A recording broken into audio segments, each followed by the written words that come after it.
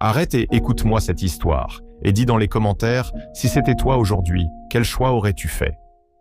Il était une fois, un certain Michael travaillait dans une grande entreprise, occupant un poste d'assistant, qui d'ailleurs était très difficile pour lui à obtenir.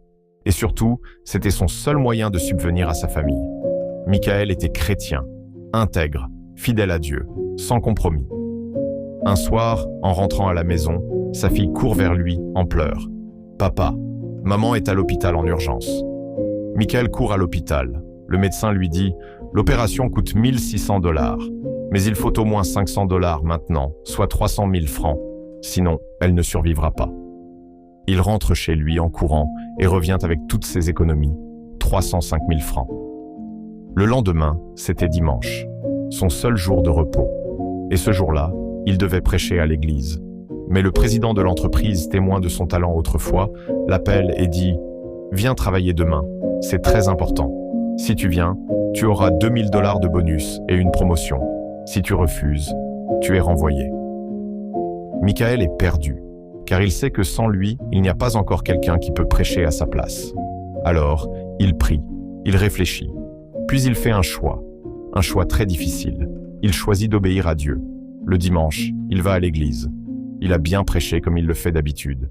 Puis il rentre chez lui. Le lundi matin, il retourne au bureau, pas pour travailler, mais pour récupérer ses affaires. Et là, surprise totale, il est promu. Son compte bancaire a reçu les 2 000 $. Ses collègues lui disent « Bravo, grâce à toi, le gros contrat a été signé hier. » Michael est sans voix. Il ne comprend pas. Il pleure. Et il remercie Dieu.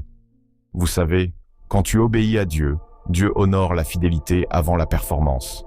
Dans 1 Samuel chapitre 2 verset 30, il est écrit « Dieu honore ceux qui l'honorent. » Quand tu choisis Dieu, il gère ce que tu ne peux pas contrôler. Dans Matthieu chapitre 6 verset 33, il est écrit « Cherchez d'abord le royaume de Dieu et le reste suivra. » Le cas de Michael en est la preuve. Ne renie jamais Dieu quoi qu'en soit la circonstance. Il est écrit « Car celui qui voudra sauver sa vie la perdra, mais celui qui la perdra à cause de moi la sauvera. » Luc chapitre 9, verset 24. N'oubliez pas de vous abonner et de partager ceci avec vos amis afin de les mettre sur la même voie que vous.